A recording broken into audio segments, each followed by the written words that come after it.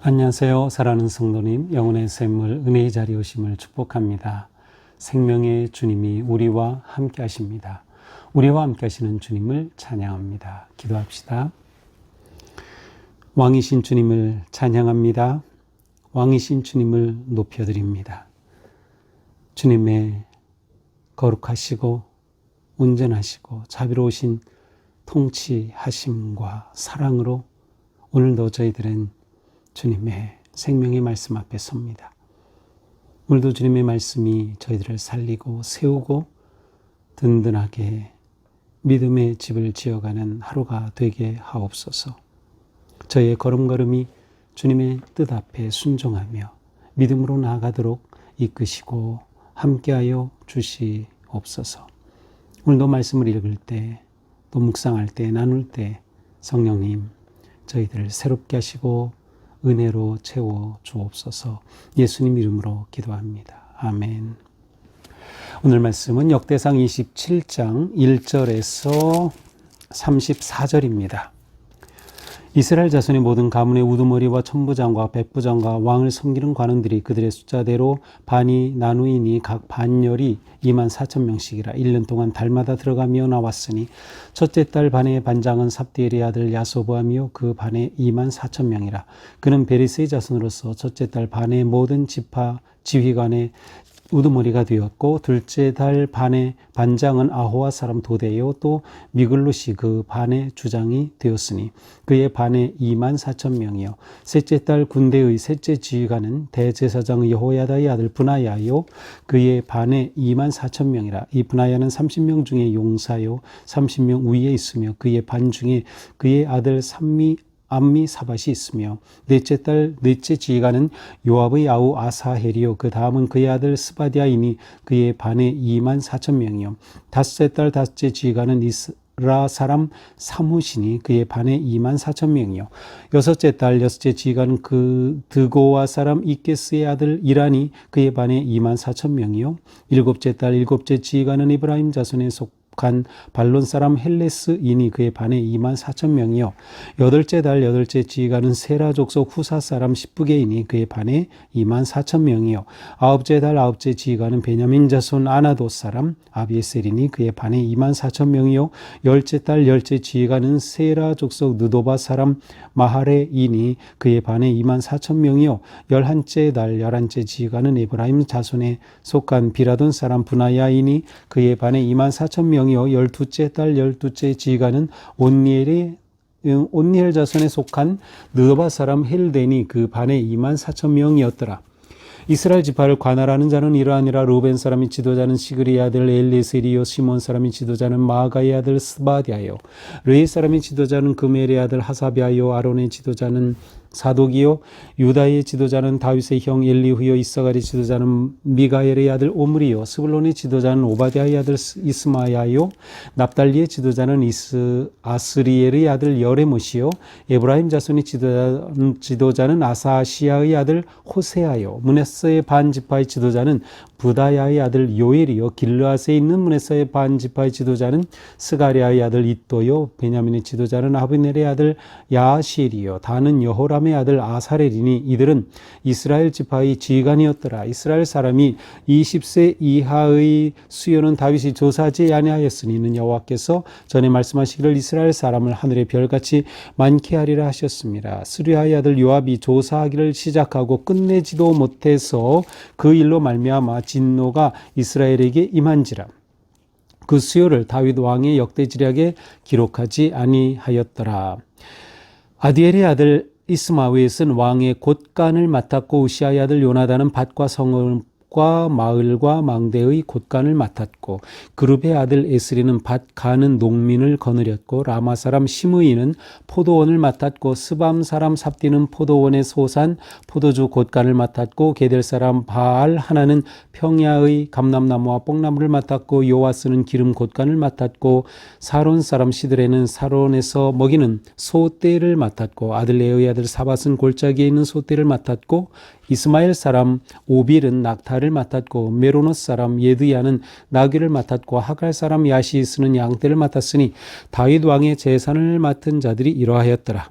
다윗의 숙부 요나단은 지혜가 있어서 모사가 되며 서기관도 되었고 학모니의 아들 여히엘은 왕자들의 수종자가 되었고 아히도벨은 왕의 모사가 되었고 아렉 사람 후세는 왕의 벗이 되었고 브나야의 아들 여호야다와 아비아달은 아히도벨의 뒤를 이었고 요압은 왕의 군대 지휘관이 되었더라. 아멘.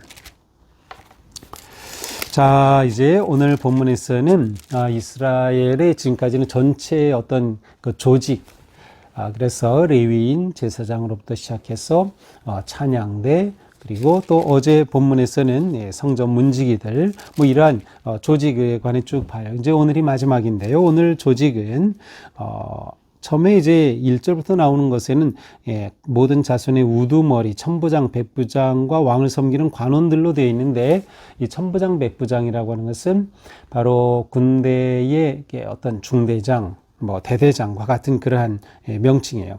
따라서 오늘 본문에서는 이스라엘의 군대 조직을 또 소개하는 것임을 볼 수 있습니다.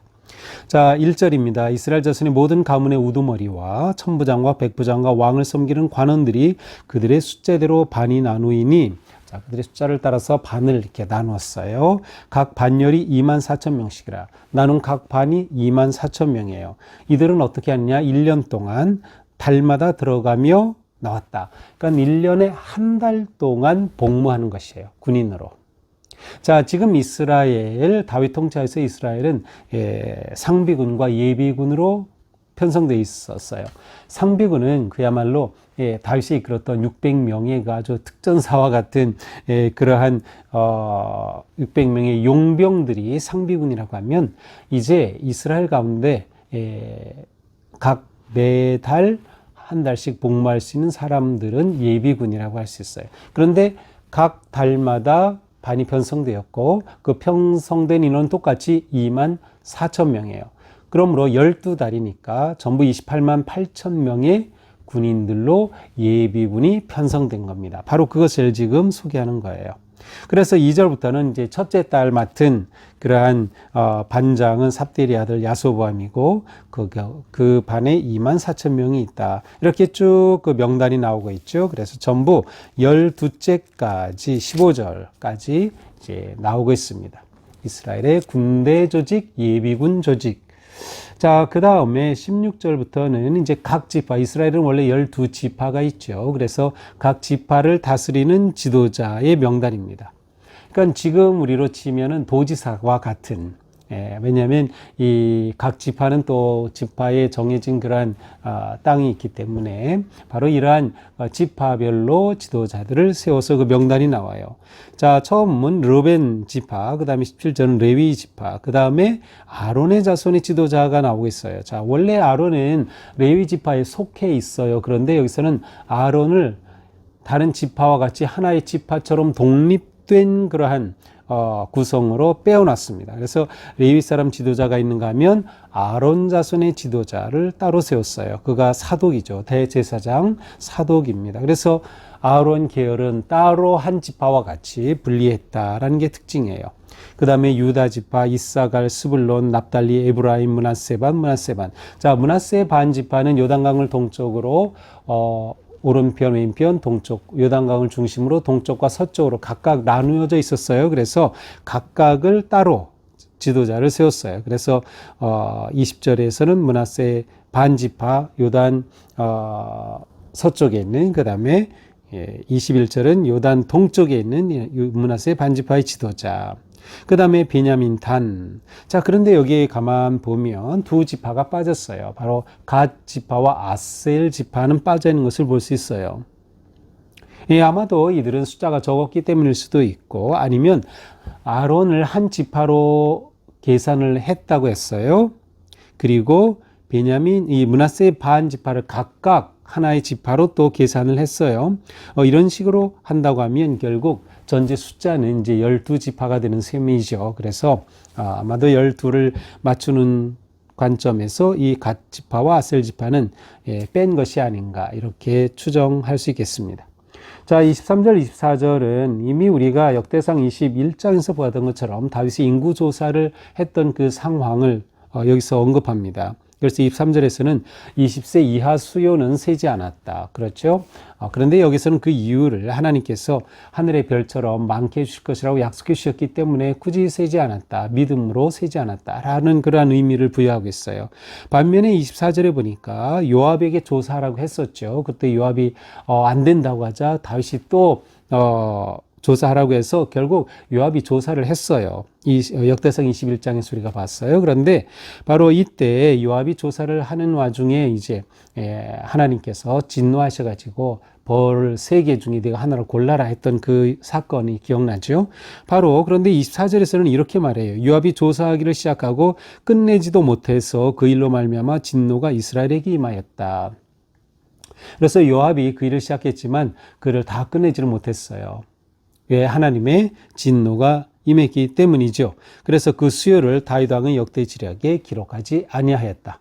역대지략이라고 하는 우리나라의 무슨 실록처럼 그렇게 딱 기록하던 역사책이 있었는데 그곳에 몇 명이었는지 기록하지 않았다라는 것이죠. 여기서는 다윗에 대해 하나님께서 진노를 하셔서 그를 벌하신 이러한 내용은 이렇게 쏙 빠져 있습니다. 그래서 좀 더 다윗에게 대해서 부정적인 것을 좀 뺀 그러한 모습으로 그렇게 볼 수 있어요. 어떤 그 책에서는 이제 그 학자들은 여기서 하나님께서 24절에서는 진노하신 이유가 요압이 조사를 끝내고 조사하기를 시작하고 끝내지도 못해서 이렇게 된 것을 가리켜 요압이 조사를 끝내지 못해서 하나님이 진노하신 것으로 해석하는 그러한 학자들도 있는데 제가 볼 때는 그것은 아닌 것 같고요. 이것은 요압이 끝내지 못한 게 원인이 아니고 조사한 것 자체가 하나님 앞에 잘못이죠. 그래서 요압이 그 일을 다 끝내기도 전에 하나님이 진노하셨다라고 보는 것이 더 좋을 것 같습니다. 자, 25절부터는 이제 왕의 재산을 관리하는 사람이 나오고 있어요. 다윗 왕이 가지고 있던 많은 재산이죠. 그래서 25절은 왕의 곳간, 왕의 창고, 이 왕의 창고에는 온갖 곡식과 음식물 많은 기구들이 있겠죠. 왕의 창고를 맡은 사람, 또 그 다음에 왕이 소유한 밭과 성읍과 마을과 망대의 곳간을 맡은 사람, 그곳에 있는 곳간. 또 26절은 밭에서 일하는 농민을 관리할 사람, 27절은 포도원을 맡은 사람, 또한 포도원의 포도주 곳간을 맡은 사람, 또 28절은 감람나무를 맡은 사람. 감람나무는 아주 굉장히 중요한 그러한 재산입니다. 감람나무 열매를 따가지고 기름을 짜고 열매를 먹고 하는 굉장히 그들에게 중요한 농산물이었기 때문에 감람나무를 관리하는 사람이 있었고, 또 뽕나무 맡은 사람, 기름 곳간을 맡은 사람, 또 29절에 보면 왕의 소떼를 맡은 사람, 또 이 30절에는 왕의 낙타를 맡은 사람, 그리고 나귀를 맡은 사람, 양떼를 맡은 사람. 자, 이렇게 해서 왕이 가지고 있는 모든 재산을 잘 관리하고 돌보는 바로 이러한 일을 맡은 사람들의 명단이 쭉 나오고 있습니다. 자, 32절부터 34절은 일종의 다윗의 고문단이라고 할 수 있어요. 자문하는 그러한 비서관, 보좌관이라고 할까요? 이제 그러한 명단이 쭉 나오고 있습니다. 이제 가장 중요한 사람이 요나단이죠. 다윗의 숙부 요나단으로 나오는데 그는 지혜가 있어서 모사가 되었다. 보좌관이 되었다. 고문이 되었다. 또한 서기관도 맡았다. 행정적인 일도 맡았다라는 것이죠. 또 여히엘은 왕자들의 수종자가 되었다. 이 여히엘은 다윗의 자녀들, 왕자들을 돌보고 아마 교육하는 그러한 자녀 담당의 그러한 사람이었습니다. 또 33절 아히도벨은 왕의 모사, 고문이 되었고 또 아렉 사람 후세는 왕의 벗이 되었다. 벗은 친구가 되었다는 의미라기보다는 언제나 왕의 곁에서 조언을 하고 도움을 준 사람이라는 의미입니다. 자, 그 외에도 34절은 이제 총사령관 요압이 또 소개되고 있습니다.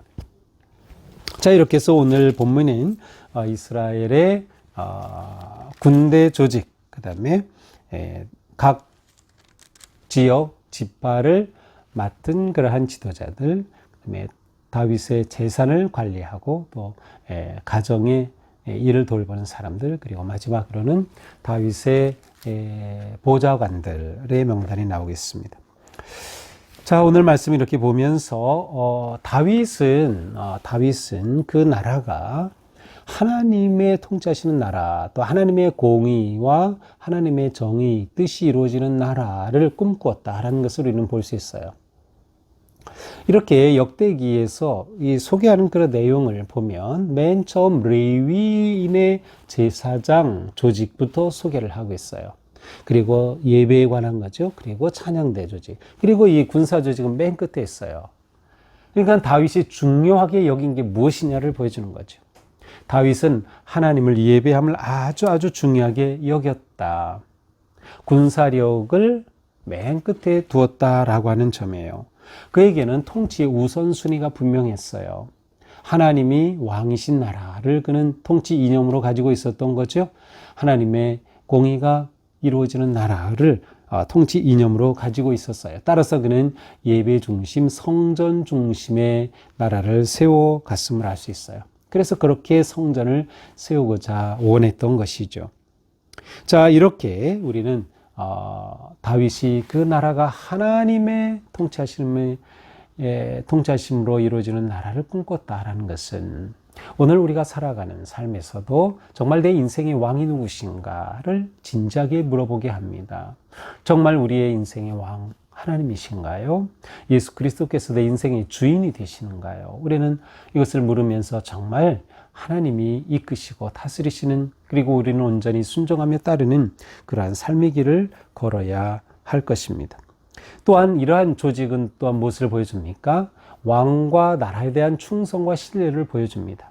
이러한 조직은 단지 조직이 목적이 아니고 그들이 협력하고 하나가 되어서 나라를 든든하게 세우는 거죠. 여기에 가장 중요한 것은 하나님에 대한 충성이에요. 왕에 대한 충성이에요.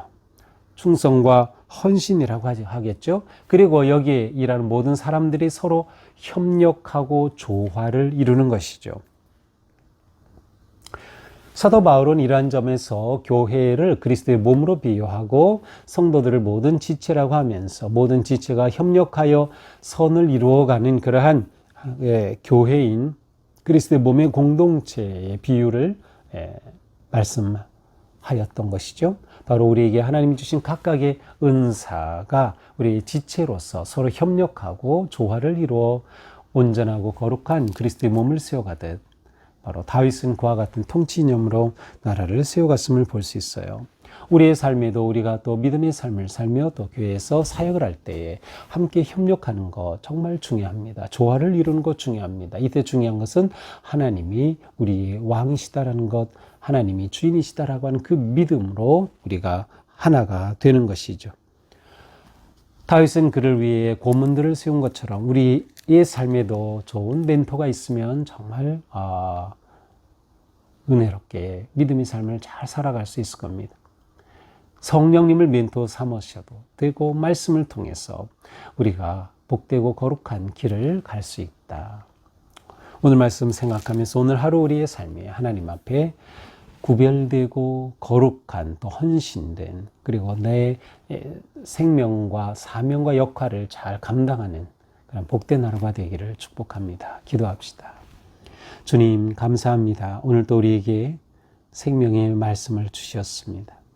오늘 하루 사는 동안 저희의 삶을 통해 하나님의 나라를 세워가고 주님의 영광을 드러내는 거룩하고 복된 주님의 기쁨이 되는 하루가 되도록 인도하여 주시옵소서.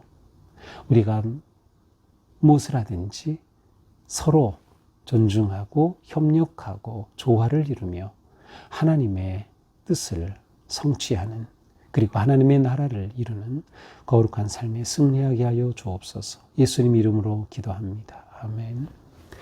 네, 오늘도 주님 은혜로 우리의 삶이 하나님의 뜻을 이루고 하나님의 통치하심을 따르는 복된 하루가 되기를 축복합니다. 사랑합니다.